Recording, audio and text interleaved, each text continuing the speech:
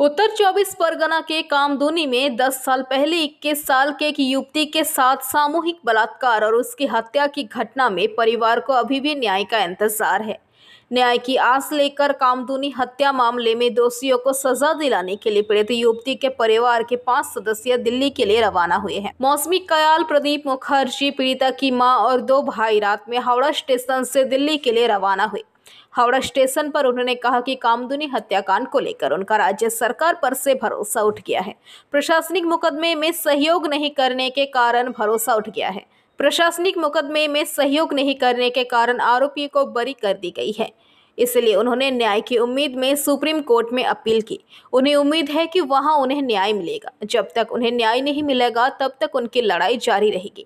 आपको बता दें कि केस में मृत्युदंड की सजा पाने वाले एक व्यक्ति को कोलकाता हाई कोर्ट ने अक्टूबर महीने में बरी कर दिया।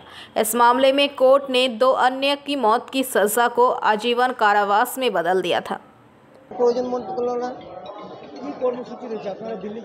আমরা দিল্লি যাচ্ছি। আমাদের 2 তারিখে জানুয়ারি মাসে হিয়ারিং রয়েছে সেই আমাদের মামলার, সেই উদ্দেশ্যে যাওয়া। এবং এছাড়াও আমাদের আরও অনেক কর্মসূচি রয়েছে, যেমন হচ্ছে প্রধানমন্ত্রী দপ্তরে আমরা চিঠি দেব, রাষ্ট্রপতি ভবনে আমরা দেখা করার চেষ্টা করব এবং আমাদের দেশের স্বরাষ্ট্রমন্ত্রীর সাথেও আমরা দেখা করার চেষ্টা করব। হ্যাঁ, আমরা বিচারের জন্য যতদূর যাওয়া ততদূর যাব। দিল্লিতে নির্ভয়া কাণ্ড যেটা হয়েছিল সেটাতে ন্যায় হয়ে গেল, কিন্তু আপনাদের ঘটনা এখনো হয়নি। हम तो ওয়েস্ট বেঙ্গলকে বাংলায় তো আমরা বিচার পাইনি বলেই তো আমরা তো সুপ্রিম কোর্টে দ্বারস্থ হয়েছি। যার কারণে আমরা কেন্দ্রের সাথে যোগাযোগ করতে হবে, রাষ্ট্রপতির সাথে আমরা দেখা করব, প্রধানমন্ত্রীর সাথে দেখা করব, আমরা চিঠি দেবো, পিআর করব আগে, তারপর পারমিশন দিলে আমরা অবশ্যই দেখা করব, কেন করব না। দীর্ঘ বছর পশ্চিমবাংলার লড়াই পর এবার দিল্লির উদ্দেশ্যে যাচ্ছেন, কার সঙ্গে দেখা করবেন, কি ভরসা রয়েছে আপনাদের, বিশ্বাস? আমরা সুপ্রিম কোর্টে 2 তারিখে বিচার আছে। আমরা শুভেন্দু অধিকারী আমাদের উকিল দিয়েছে ভালো। আমরা দরকার হলে রাষ্ট্রপতির কাছে যাব এবং প্রধানমন্ত্রী মোদির কাছেও যাব, আমরা দেখা করব। কেন বিচারটা ভালো পেলাম না।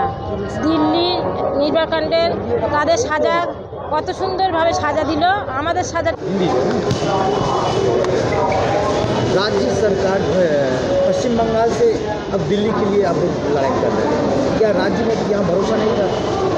हमारे जो राज्य सरकार है ममता बनर्जी, हम लोग उसके साथ जो बात किया था, जो हम लोगों का जस्टिस जो हुआ हाई कोर्ट में, वो हम लोग हैप्पी नहीं है, खुश नहीं है, क्योंकि वो जो रेपकारी है वो रेपकारी के साथ ममता बनर्जी है।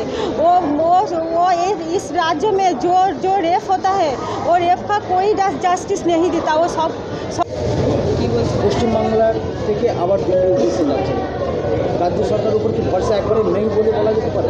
দেখুন, দীর্ঘ 10 বছর ধরে কিন্তু রাজ্য সরকারের প্রতি ভরসা রেখেছিলাম। সেই ক্ষেত্রে আর আমরা রাজ্য সরকারের প্রতি কোনো রকম ভরসা করছি না, কারণ আমরা দীর্ঘ 10 বছরের ভরসা আমাদের হাইকোর্ট সেটাকে ভেঙে দিয়েছে। কারণ রাজ্য সরকারের পুলিশ দিয়েই তদন্ত করা হয়েছিল, রাজ্য সরকারের সিআইডি দিয়েই তদন্ত করা হয়েছিল। রাজ্য সরকারের পুলিশ এবং সিআইডি যে রিপোর্ট হাইকোর্টের কাছে পেশ করেছে, সেই রিপোর্ট অনুযায়ী কিন্তু দোষীরা আজকে বেকসুর খালাস হয়ে গেছে। সেই জায়গায় দাঁড়িয়ে রাজ্য সরকারের প্রতি কোনো রকম আমাদের আশা ভরসা নেই, কারণ সেই জন্য। Bureau report, PBTV news.